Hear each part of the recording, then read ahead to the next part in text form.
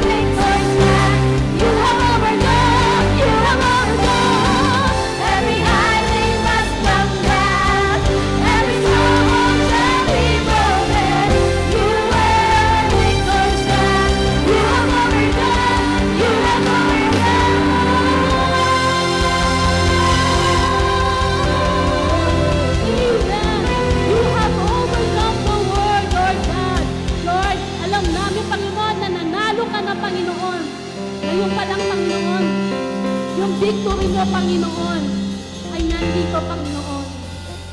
Lord, ramdam na ramdam namin, Panginoon, ang iyong panalo, Panginoon. Sapagkat, Panginoon, ipinagkaloob mo, Panginoon, ang iyong bugtong na anak, Panginoon, upang kami, Panginoon, na iligtas at hanguin sa kasalanan, Panginoon.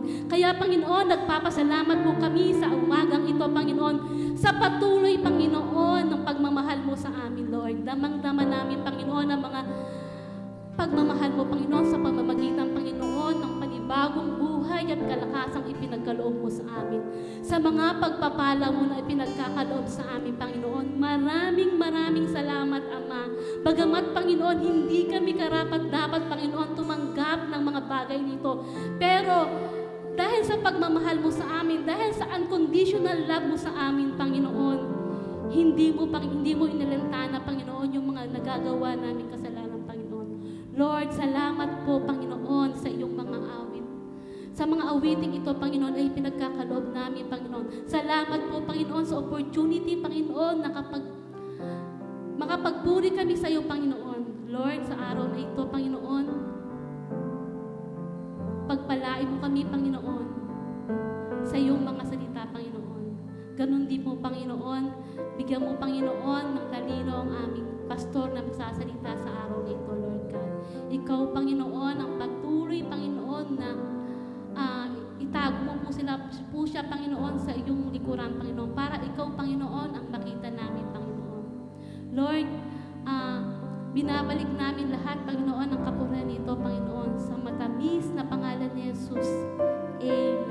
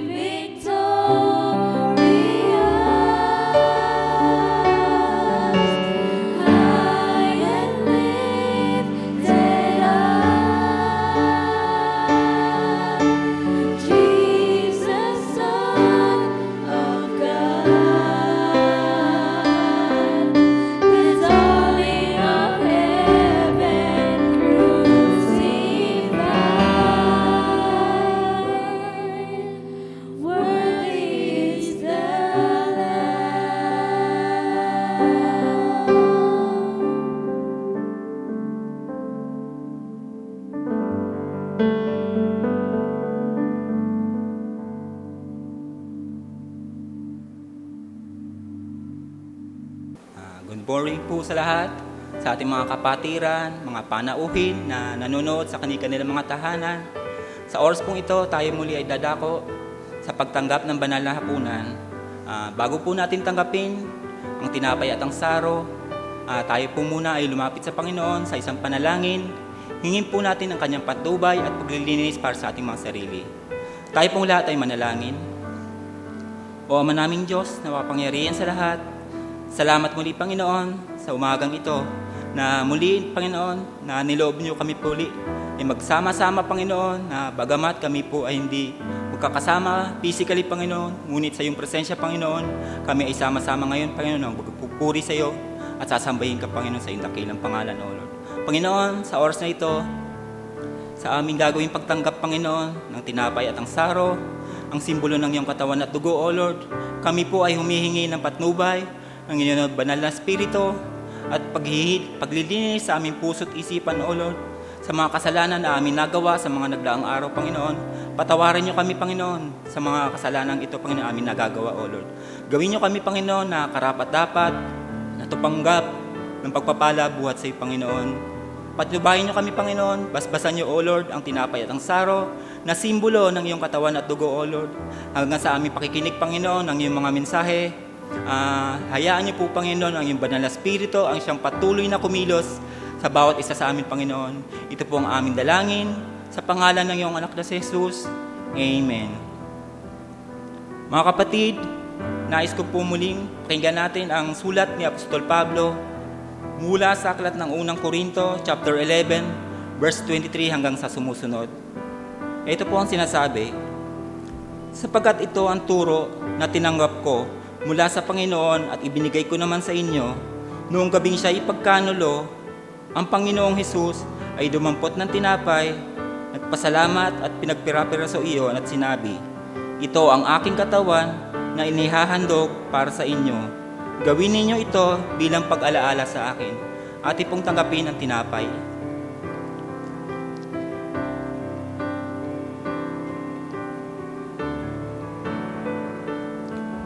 Matapos maghapunan, dumampot din siya ng kopa at sinabi, ang kopang ito ang bagong tipan na pinagtitibay ng aking dugo. Tuwing iinumin ninyo ito, gawin ninyo bilang pag-alaala sa akin. Atin pong tanggapin ang saro.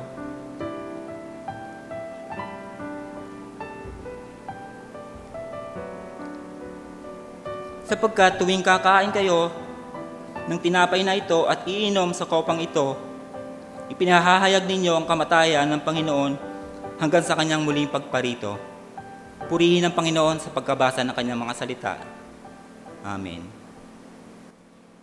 Isang mapagpalang araw po sa atin mga kapatid, dyan po sa inyong mga tahanan, saan man po kayo naroon ngayon, nawa po ay kayo ligtas at nasa mabuting kalagayan. Dadako na po tayo sa ating pagkakaloob ngayong araw. Atin pong tunghayan ang ating talata na magmumula po sa Genesis chapter 22 sa mga sumusunod na verse. Basahin po natin. Pagkalipas ng ilang panahon, sinubok ng Diyos si Abraham. Tinawag siya ng Diyos at tumugon naman siya. Sinabi sa kanya, isama mo ang pinakamamahal mong anak na si Isaac at magpunta kayo sa lupain ng Moria. Umakyat kayo sa bundok at ituturo ko sa iyo at ihindog mo siya sa akin. Sa mga susunod na verse po, medyo talon po tayo sa verse 10. Nang sasaksakin na niya ang bata, tinawag siya ng anghel ni Yahweh. At mula sa langit ay sinabi, Abraham, Abraham, huwag mong patayin ang bata. Huwag mo siyang saktan, na ipakita mo ng handa kang sumunod sa Diyos, sapagkat hindi mo ipinagkait sa Kanya ang kaisa-isa at pinakamamahal mong anak. Sa mga kwento po at nabasa natin mula sa ating Biblia, alam po natin na sinubok ng Diyos si Abraham sa kanyang pananampalataya. Nung una po kasi ay hindi sila magkaanak ni Sarah, kaya po hiniling nila sa Diyos na bigyan sila ng anak. At tinupad naman po ito ng Diyos na pinangako sa kanila. Pero dumating din yung panahon na sinusubok sila ng Diyos, na nais ng Diyos na ibigay niya yung buhay ng kaisa-isa niyang anak para sa Kanya. Minsan po ay susubukin tayo ng ating Panginoon. Minsan, pinagpapala. Sabi nga kung marunong tayong tumanggap ng pagpapala, dapat marunong din tayong tumanggap ng pagsubok.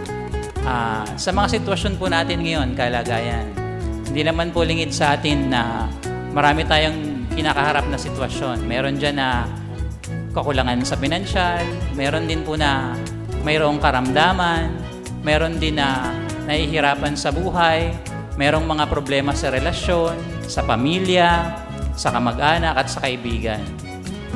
Sinusubok po ba kayo ng Panginoon ngayon? Siguro po dapat magnilay-nilay natin. May nais gawin ng Panginoon sa atin sa pagsubok na iyon. Tinitingnan po niya kung susunod ba tayo or tayo po ay tatalikod sa Kanya. Tulad po sa ating pagbibigay, sinusubok tayo ng Panginoon ngayon. Kaya po, sa ating pagsubok, anong mangyayari? Tayo po ba ay padadaig? O tayo po ay magiging successful sa pagbibigay? Kaya po, ngayon pong araw na ito, china-challenge tayo ng ating Panginoon, ibigay po natin yung nararapat sa Kanya. Tayo po ay manalangin. Panginoon, salamat po sa araw na ito, Panginoon. Kami po ay nagtipon-tipon upang magbigay ng pagpapala sa inyo. Panginoon, alam po namin na ang mga material na bagay hindi sapat, Panginoon, upang ibalik sa inyo. Bagkus, Panginoon, ibigay namin yung aming katapatan, yung aming pagsunod sa inyo, Panginoon. Upang sa gayon, Panginoon, may balik namin, may bigay sa inyo, Panginoon, yung nararapat, Panginoon. Panginoon, salamat, Panginoon, sa mga biyayang ibinibigay mo sa amin sa araw-araw. Unang-una ang aming buhay, Panginoon, ang aming mga mahal sa buhay, ang aming mga trabaho, ang aming mga kinabubuhay. Nawa, Panginoon, kayo lalo ang magpala sa bawat isa, sa bawat mga tahanan, Panginoon, ng aming kapatiran. Inihiling namin, Panginoon, ang kaligtasan sa bawat oras, sa bawat pagkakataon. Kayo na po bahala sa mga biyayang ito, Panginoon, na aming tinatamasa, Panginoon. Kayo po ang aming sasambihin ngayon at magpakailaman. Sa pangalan ni Jesus, Amen.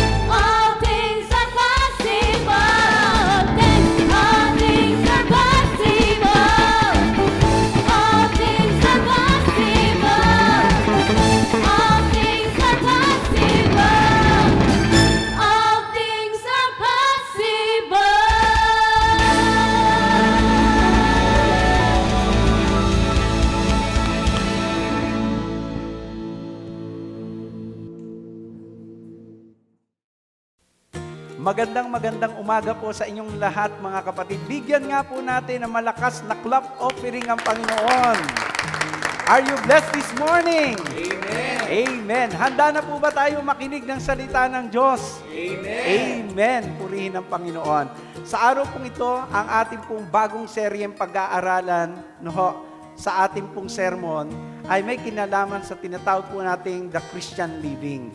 At pag pinag-usapan po ang Christian living, ang isa sa mga aklat mula sa banal na kasulatan na tumatalakay dito ay yung Book of James. Ano po? Kaya po sa umaga pong ito, inyo pong buksan ang inyong banal na kasulatan doon sa chapter 1, verse 1 to 4 and 12 ng Book of James. Today, pag-aaralan po natin yung topic na the path to spiritual maturity. Ang daan patungo sa spiritual na maturidad. Basahin po natin yung verse 1. This letter is from James, a slave of God and of the Lord Jesus Christ. I am writing to the 12 tribes, Jewish believers scattered abroad. Greetings, dear brothers and sisters. When troubles of any kind come your way, consider it an opportunity for great joy. For you know that when your faith is tested, your endurance has a chance to grow. So let it grow. For when your endurance is fully developed, you will be perfect and complete, needing nothing. Verse 12. God blesses those who patiently endure testing and temptation. Afterward, they will receive the crown of life that God has promised those who love Him. Purihin po mga kapatid ang pagkabasa at pagkarinig ng kanyang mga salita. Sa umaga pong ito, samahan niyo po ako sa isang panalangin. Dakilang Diyos, maraming salamat po sa pagkakataong ito na binigay mo sa amin, na minsan pa kami po ay mag-aaral ng iyong salita. Panginoon, buksan mo ang puso namin, ang isipan namin, at lubusan naming maunawaan ang iyong mga mensahe. Banal na Espiritu, ikaw ang mangusap sa amin. Ituro mo sa amin kung ano ang kalooban ng Diyos. Ituro mo sa amin yung daang dapat naming lakaran upang magkaroon kami ng isang spiritual na maturidad. Salamat sa umagang ito sa lahat ng mga kapatiran na nakasubaybay na nagnanais pang lumago ang kanilang relationship sa inyo. Salamat din po sa aming mga bisita na kasama naming nanunood ngayon. Aming panalangin, O Diyos, na mangusap kayo sa kanila at kung ano man yung nais mong iparating sa kanila, lubusan nila itong maunawaan. Ito po ang aming samo at dalangin sa pangalan ng Panginoong Hesus.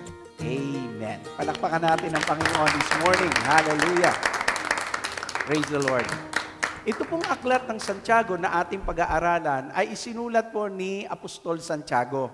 Si Apostol Santiago po ay kapatid ng ating Panginoong Hesus at kilala po siya ng unang iglesia bilang James the Just. Siya po actually ay hindi agad sumampalataya sa Panginoon kasama ng kanyang pamilya.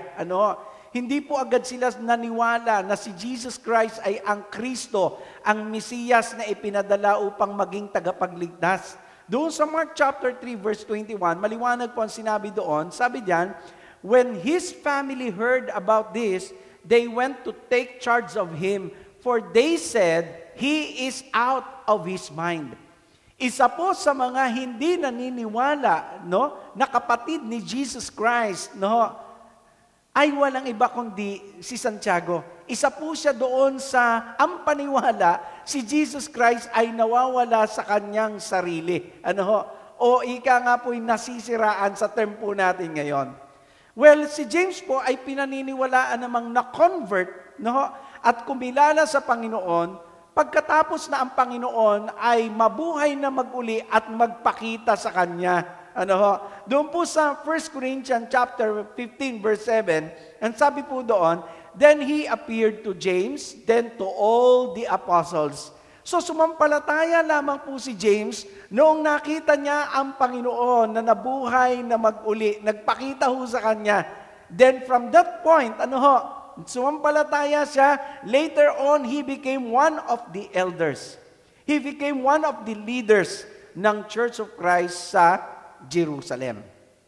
And bahagi po ng kanyang paglilingkod ay isulat po ang aklat na ito para po sa mga unang Kristiyano doon sa 12 tribe na nangalat, mga miyembro ng Church of Christ na nangalat noong unang siglo. Bahagi po ito ng paglilingkod niya. But then, ito pong sulat na ito, hindi lang naman para sa kanila, kundi para sa mga Kristiyano sa panahon din natin ngayon. So ito pong sulat na ito ay hindi lang para sa kanila noon, kundi para din po sa panahon natin ngayon.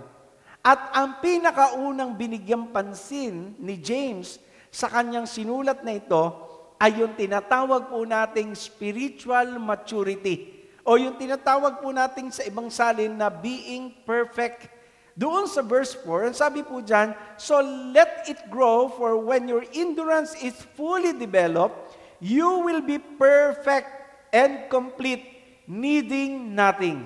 Ang sabi po ng talata, na ang purpose po ng Diyos, no, sa bawat anak ho niya, ang purpose ng Panginoon sa bawat isa sa atin ay maging perfect. Oh, teka muna. Gusto kong liwanagin na yung perfect po dito, hindi nangangahulugan na hindi tayo nagkakasala. Kundi yung Greek word na ginamit po dyan ay nangangahulugan ng tinatawag nating maging mature, maging complete, wanting nothing. Well, alam kong lahat po tayo ay nagnanais na maging spiritually matured. Ayaw po nating manatiling immature. And when we say immature, yung nasisiyahan na lang po tayo doon sa maling ginagawa natin. Yung nasisiyahan na lang po tayo na paulit-ulit na lang po natin yung ginagawa natin, alam naman nating mali. Immaturity po yun. Yung hindi tayo nagbabago. Yung wala pong nakikitang change sa buhay natin, ang tawag doon immaturity. Di po ba? Tandaan po natin mga kapatid, ang maturity hindi na sinusukat sa edad. Nakikita po yan sa karakter. So kung hindi nababago yung karakter po natin, ibig sabihin, there is what we call immaturity in us. At ayaw po yun ng Diyos. Sabi mo nga sa katabi mo, ayaw yun ng Diyos yun para sa iyo. Praise the Lord. Totoo po yun. Ayaw po ni Lord na tayo ay manatiling immature. Ibig po ng Panginoon, ito yung desire ng Lord na maganap sa atin na lahat po tayo ay maging complete. No po, wanting nothing, meaning maging mature. Actually, doon sa Matthew chapter 5, verse 48, sabi po doon, but you are to be perfect even as your Father in heaven is perfect. Now, yung binabanggit pong perfect dito ay kapareho ng salita na ginamit po doon sa verse 4 na tumutukoy sa tinatawag nating pagiging mature. Now, ano po ang proseso upang maabot po natin itong goal na ito ng Panginoon sa buhay po natin? Gusto po ba nating malaman? Amen! Amen! Of course, gusto po nating malaman ano nga ba ang daan patungo sa tinatawag nating spiritual maturity. Dahil as I have said, ayaw nating manatili tayong immature. Ayaw nating manatili tayong walang nababago sa ating pag-ugali. Now, ang tanong, ano ang daan upang tayo ay makarating doon sa tinatawag nating maturity? Now, sinagot po ito ni James. Ano ho? Para magkaroon po tayo ng spiritual maturity, ang unang-una po, sabi ni James, we need to be part of God's family. We need to be part of God's family. Mga kapatid, you cannot grow spiritually and become matured if you are not part of God's family. Lagay po natin sa halimbawa ng halaman. Ano ho? Hindi ho po pwedeng lumago ang sanga. Hindi siya po pwedeng mamunga. Okay? Not unless nakakabit po siya doon sa puno. Kung ang isang sanga po ay hindi part, okay, ng puno, matutuyo ho siya. Hindi siya makakapamunga. Matutuyo ho siya hanggang dumating ang panahon na siya po ay maisasama sa mga susunugin. No, paano tayo magiging part ng puno o ng tinatawag nating family ng Diyos? Well, you can become part of God's family and grow spiritually if you will accept Jesus Christ in your life. Ang isang tanging paraan lang at wala na pong ibang paraan para ikaw ay magkaroon ng tinatawag nating spiritual maturity, ang isang paraan lang ay tanggapin mo si Kristo sa iyong buhay bilang iyong Panginoon at sariling tagapagligtas. If you will put your trust in Him as your Lord and your Savior, that's the only time that you will become part of God's family. Para bang isang tahanan, ano po, na kapag ikaw po ay tinanggap at naging kabilang sa isang tahanan, nagsisimula kang magkaroon ng panibagong relasyon at doon unti-unting lumalago ang inyong samahan. Nakikilala ninyo ang isa't isa. At doon lumalago ang pagmamahalan. Alam niyo, naranasan ko one time na lumayas. Huwag niyong gagayahin yung mga young people kasi mali yun. Pero nung ako po ay grade school pa lang, sa sobrang takot ko sa parusa ng aking ama, ako po ay lumayas sa amin. At ako po ay nakitira sa isang kaibigan. Kapag po pala ikaw ay nakitira sa isang kaibigan, of course, hindi mo agad magagawa yung mga ginagawa mo doon sa talagang tahanang kinalakihan mo. Doon sa iyong pakikipamahayan, of course, unti-unti, dahan-dahan, hanggang sa pag nagtagal ka na, unti-unti ka nilang nakikilala at nakikilala mo rin sila. Hanggang finally lumago ang inyong pagsasama-sama at ang pagmamahala ninyo na parang ikaw ay kabahagi na ng pamilya. Ang binabanggit po ng Panginoon dito sa atin, kapag ikaw ay tumanggap kay Kristo, ibibilang kanya sa kanyang pamilya, Ilalagay kanya sa Church of Christ at magiging bahagi ka ng pamilya na yon at doon ka lalago. Hindi po ito biglaan, ito po ay unti-unti, dahan-dahan, katulad ng binanggit ko na para kang nagpaampon o para kang inampon o inadapt sa isang pamilya na hindi mo naman agad maa-adapt kung anong meron sila roon, pero unti-unti lumalago ang inyong samahan, unti-unti lumalago ang inyong pagmamahalan. It's the same thing. Kaya sinabi po ni James doon sa verse 2, Dear brothers and sisters, when troubles of any kind come your way, consider it an opportunity for great joy. Gusto kong pansinin po ninyo yung ginamit po ni James dito. Yung ginamit po niya na, Dear brothers and sisters. Nagpapahayag po ito ng relasyon na kahit po maaaring sa loob ng iglesia ay hindi tayo magkakadugo, pero sa pangalan ng Panginoon na tinanggap natin sa buhay natin, tayo po ay magkakapatid. Isang napakagandang relationship. This means that a person, as I have said, accepted the Lord Jesus Christ, becomes a child of God, and becomes a member of His family, the Church of Christ. So remember this, no one can grow up into Christ and thus become mature who has not been born into God's family. Hindi ho po pwedeng lumago ang isang mananampalataya o ang isang tao kung hindi po siya hindi po siya bahagi ng pamilya ng Diyos. Kailangan ang isang tao ay ipanganak sa loob ng pamilya ng Diyos bago po siya lumago, lumaki at tumanda. There must be birth before growth. There must be John chapter 1 verse 12 to 13 before 2 Peter chapter 3 verse 18. Do you know what this passage says? Ano po ba sinasabi nito? John chapter 1 verse 12 to 13, ang sabi po dyan, But to all who believe Him and accepted Him, He gave the right to become children of God.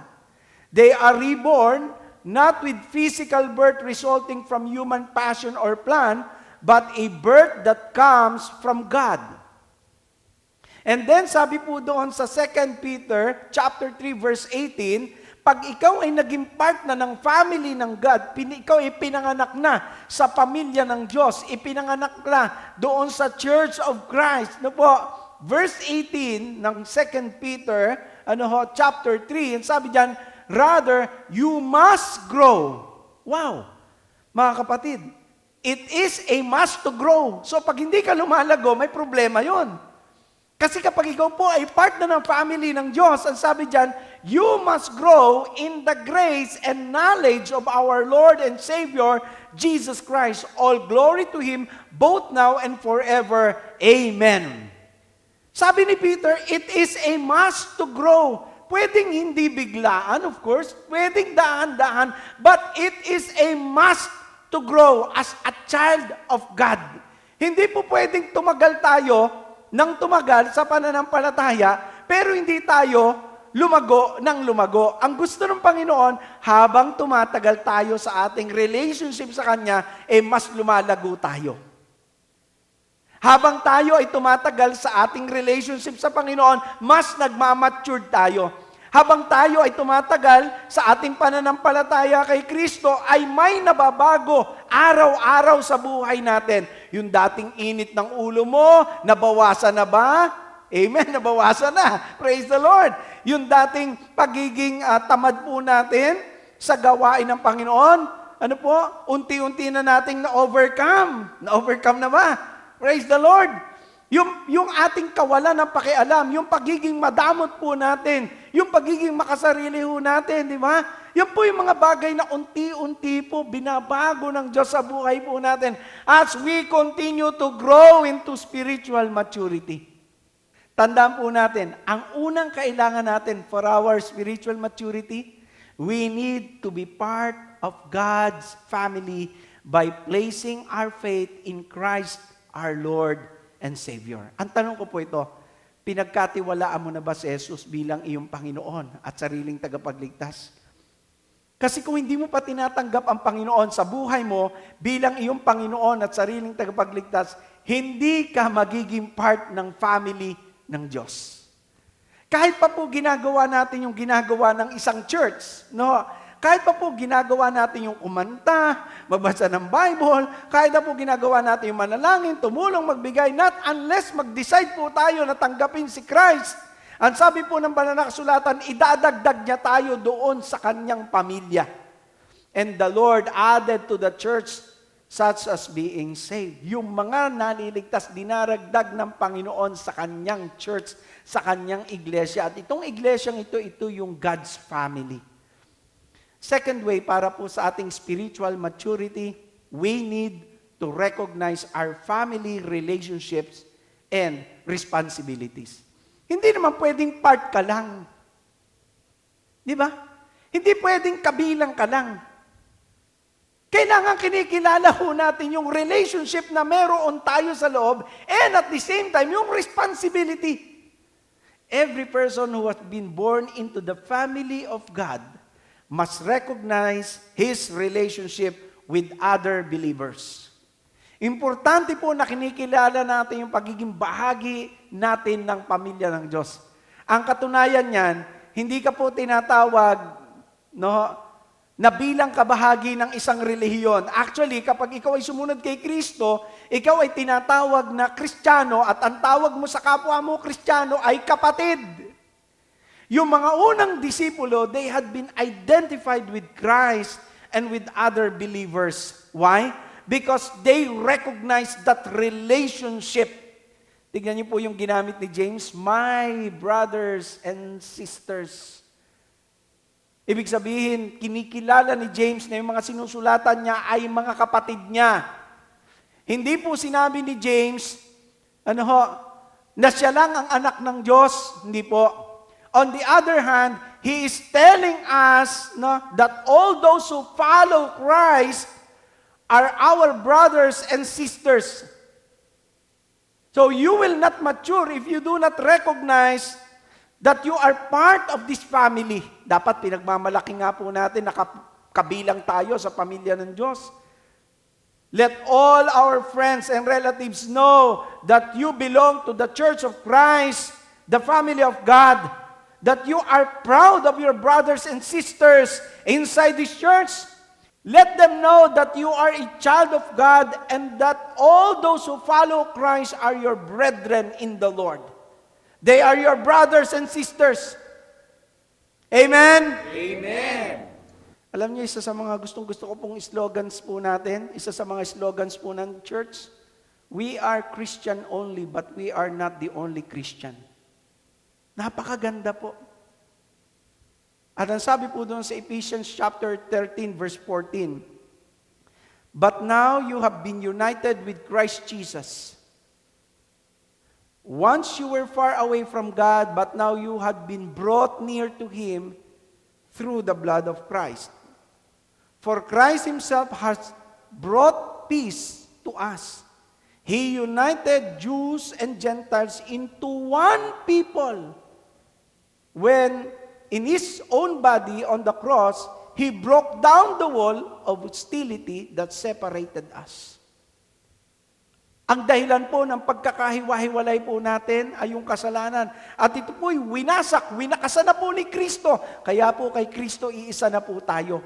Kaya ang gandang slogan na, we are Christian only, but we are not the only Christian. Totoo po yun. Hindi lang po tayo ang Kristiyano. Akala po natin tayo lang ang Kristiyano. So if you want to mature in your faith, recognize your relationship to Christ and to the church. Hindi pwedeng, ang ganda ng relationship mo kay Lord, pero sa loob ng church, wala kang pakialam. Hindi pwedeng ganun. Another thing, we must be part of the responsibilities inside God's family. Hindi pwedeng kinikilala mo lang na part ka ng family of God. Hindi pwedeng ganun. You must also share responsibilities. Di ba? Katulad po sa loob ng tahanan, hindi naman po pwedeng ipinagmamalaki mo na part ka ng pamilya na yon, no? At ikaw ay doon natutulog, no? At dala mo yung apelyido nila o ninyo. Ang problema, hindi ka naman nakikibahagi sa responsibilities. No? Pag part ka ng family, okay? Hindi mo lang kinikilala na part ka noon, dapat kikilalanin mo rin yung responsibilidad na nakapaloob doon. Hindi pwedeng kain lang tayo ng kain, tapos di man lang tayo makibahagi sa pagluluto, o kaya naman, makibahagi man lang sa paghuhugas ng pinagkainan, di ba? Hindi pwedeng patulog-tulog lang tayo, hindi man lang tayo makapaglinis, makitulong sa paglilinis ng paligid, di ba?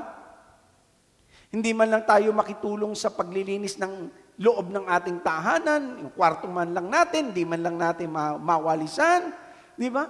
Hindi pwedeng ganun, di po ba? We must share. We must take part in the responsibility inside our family. And ganoon din po sa loob ng church. Sa loob po ng church, hindi po pwedeng mga kapatid na pinagmamalaki nating part tayo ng church na yon, pero hindi naman tayo nakikibahagi sa gawain ng church. Hindi pwedeng sabihin nating member tayo ng church na yon, pero hindi tayo umaattend. Di ba? Hindi tayo nakikiisa sa gawain. Hindi natin sinishare yung talent natin. Hindi man lang tayo nagbabahagi ng treasure natin. Pag sinabi mong member ka ng Church of Christ, ibig pong sabihin, nakikibahagi ka sa responsibility nito. 1 Peter chapter 4, verse 7 to 11, the end of the world is coming soon. Therefore, be earnest and disciplined in your prayers. Dapat nakikibahagi tayo dito, di ba? The most important of all, continue to show deep love for each other. Di ba napakahalaga po nito sa loob ng church? Na andon yung malalim na pagmamahalan sa isa't isa. Why? For love covers a multitude of sin. Cheerfully share your home with those who need a meal or a place to stay. Sipin niyo po ito. Di po ba? Binabanggit po rito na maging part tayo ng pagtulong. Makibahagi tayo, no? Sa ministry ng church. Sabi ng verse 10, God has given each of you gift from His great variety of spiritual gifts. Use them well to serve one another. Meron tayong mga gifts. Iba-iba tayong mga talento. Sabi po dyan, gamitin po natin para makapaglingkod sa iba. Diba? So if you're part of this church, then dapat sinishare mo yung kakayanan mo. Diba? Because you're part of this family. You should take responsibility as part of the Church of Christ. Do you have gift of speaking? Sabi ni Peter. Then speak as though God Himself were speaking through you.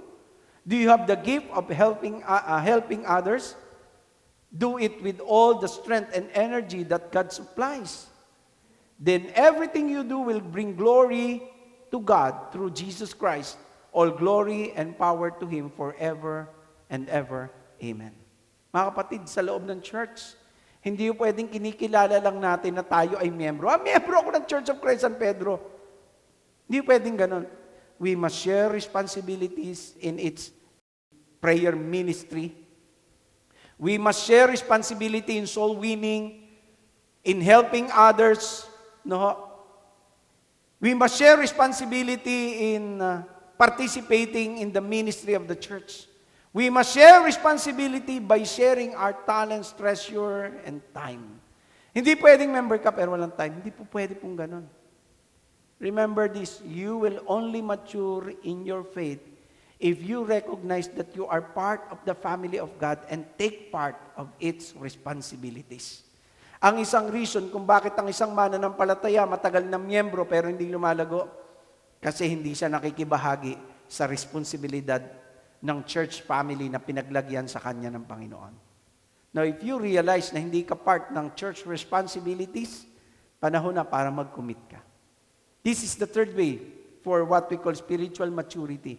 We must seek the grace of humility. Napansin niyo po ba kung paano pinakilala ni James yung kanyang sarili? Sa opening words niyan, sabi po niya doon sa verse 1, "This letter is from James, a slave of God and of the Lord Jesus Christ." Sa ibang salin, ang ginamit po rito ay servant of God and of the Lord Jesus Christ. Yung pong word na slave, sa Greek word po ay doulos. And this word implies absolute obedience, acknowledging that he has no right of his own. Ganoong klaseng humility meron si James. It's a sign of spiritual maturity.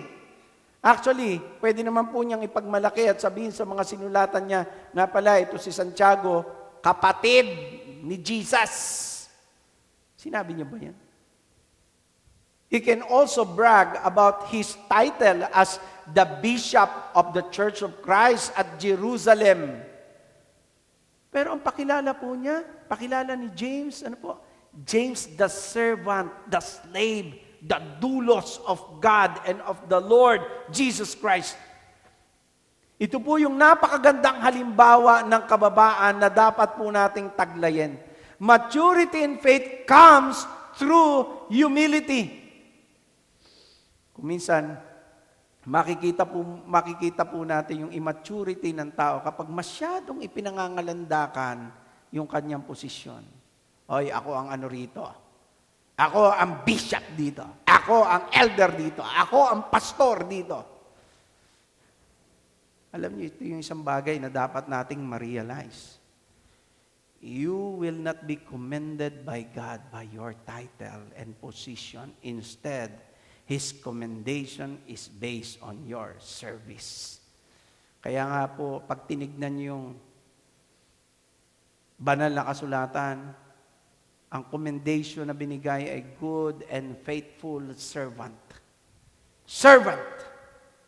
All of us are servant of God. Huwag masyadong malunod sa title. Kasi po kung talagang gusto natin ang spiritual maturity, dapat andun yung humility. Remember this mga kapatid, humility is submission to God and to one another. It is God's word. Sabi po ni James, chapter 4, verse 7, submit yourselves then to God.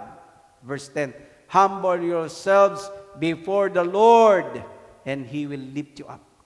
It is not only God's word, also man's word, like what Apostle Paul says in Ephesians chapter 4, verse 2, be completely humble and gentle. Be patient, bearing with one another in love. Maturity in faith comes if we will humble ourselves like James.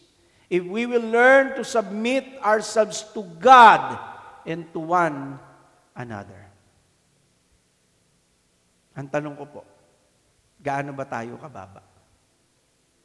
Alam niyo po yung kayabangan, it's a sign of immaturity. Yung bang hindi tayo pwedeng mapagsabihan, yung bang masyado tayong sensitive pagka napupuna tayo, that's immaturity. Now, ang question ko po ito, kumusta po ang humility natin sa ating buhay? Natutunan po ba nating tanggapin na pag may mali tayo, mai-correct tayo? Mapagsabihan po tayo? Natutunan po ba nating magpakababa sa harapan ng Diyos at maging sa ating kapwa? Kasi if you want to walk on the pathway of what we call spiritual maturity, you need to be humble like James. And this is the last. We must expect our faith to be tested.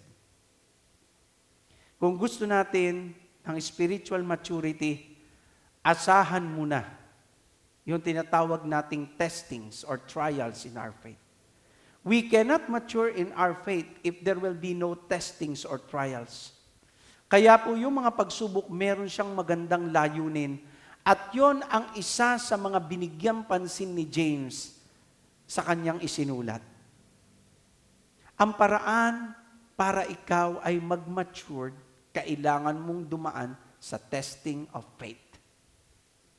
Balikan natin yung verse 2 hanggang verse 4. Dear brothers and sisters, when troubles of any kind come your way, consider it an opportunity for great joy. For you know that when your faith is tested, your endurance has a chance to grow. So let it grow. For when your endurance is fully developed, you will be perfect and complete, needing nothing. Verse 12. God blesses those who patiently endures testings and temptation. Afterward, they will receive the crown of life that God has promised to those who love Him. Mga kapatid, this is the painful part of maturity. Testings, trials, problems. Gusto mo magkaroon ng ultimate spiritual maturity? You have to welcome and submit to the Lord in all His dealings in your life. Now, ito yung ilang katotohanan when we talk of testing. One, trials are expected. Asahan mo na yan. Diba? Doon sa verse 2, sabi diyan, Dear brothers and sisters, when troubles of any kind come your way, consider it an opportunity for great joy. Hindi po tayo exempted. Nako mo, ikaw ay Kristiyano, exempted ka sa pagsubok. Nako mo, ikaw ay Kristiyano, hindi ka tatablan ng COVID. Hindi po yung totoo. The verse is telling us that we shall not like trials, but we shall rejoice because of the purpose behind them. Meron pong trials, pero ang sabi po, of course, hindi naman po natin talaga magugustuhan yung trials, but we must recognize yung purpose ng Diyos behind those trials.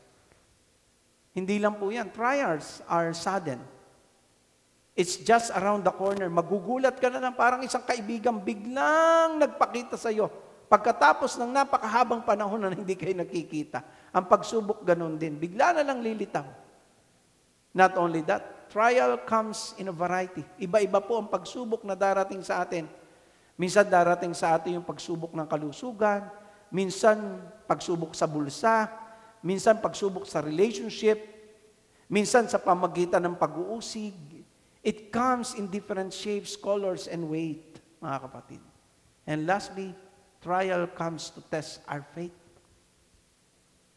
Sabi sa verse 3, For you know that when your faith is tested, your endurance has a chance to grow. So let it grow, for when your endurance is fully developed, you will be perfect and complete, needing nothing. You know, faith is like a muscle. Paulit-ulit ko pong nasasabi ito. Kailangan dumaan sa testings, dumaan sa hirap, para ma-develop hanggang lumaki at lumago. Kapag ang ating pong pananampalataya ay nasusubok, meron tayong assurance mula sa Panginoon na yon ay para sa ating spiritual maturity. Ang pagsubok sa faith po natin ay tuloy-tuloy hanggang sa maabot po natin yung resulta nito. Kaya sabi po dyan, when your faith is tested, your endurance has a chance to grow. So let it grow, for when your endurance is fully developed, sabi po dyan, you will be perfect and complete, needing nothing.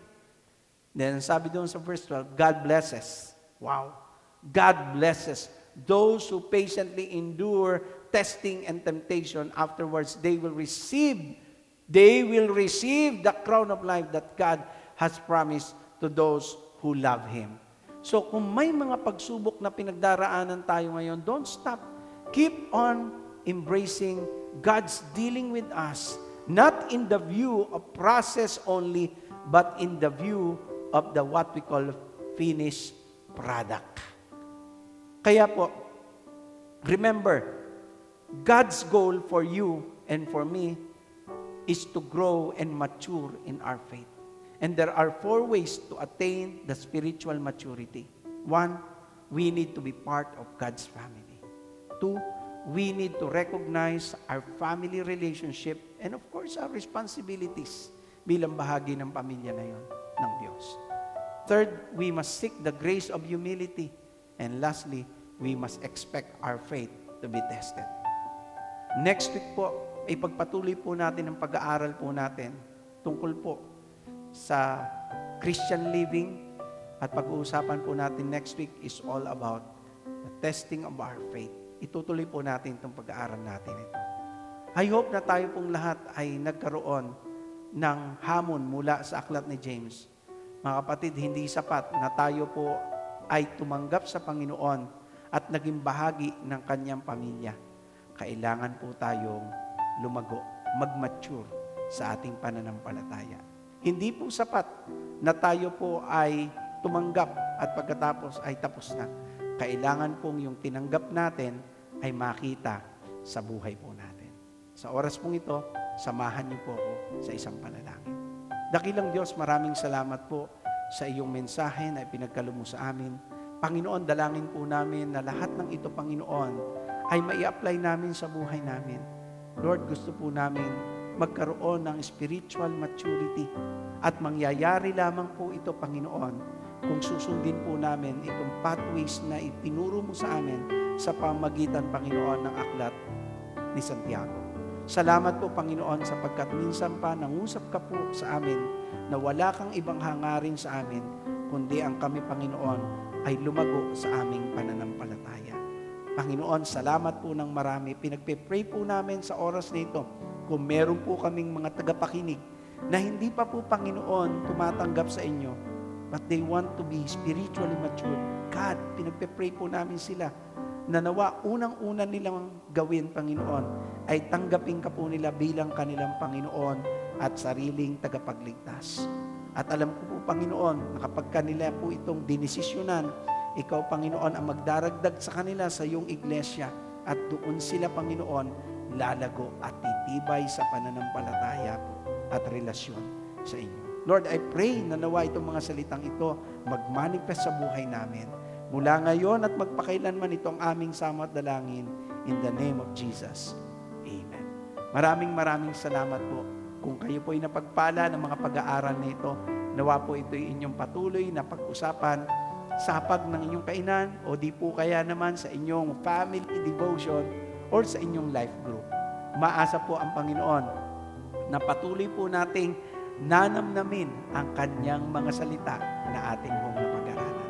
Salamat po na marami, mga kapatid. God bless you and see you again next Sunday.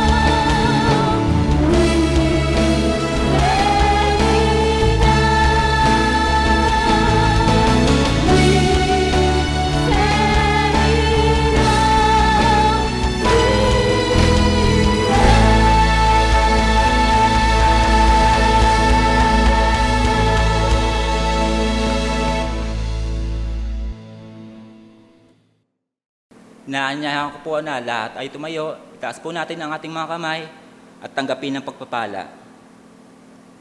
Pagkatapos ninyo magtiis sa loob ng maikling panahon, ang Diyos na siyang pinanggagalingan ng lahat ng pagpapala, ang siyang magbibigay sa inyo ng kagalingan, katatagan, at lakas ng loob at isang pundasyong di matitinag.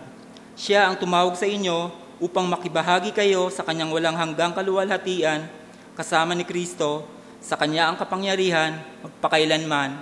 Amen.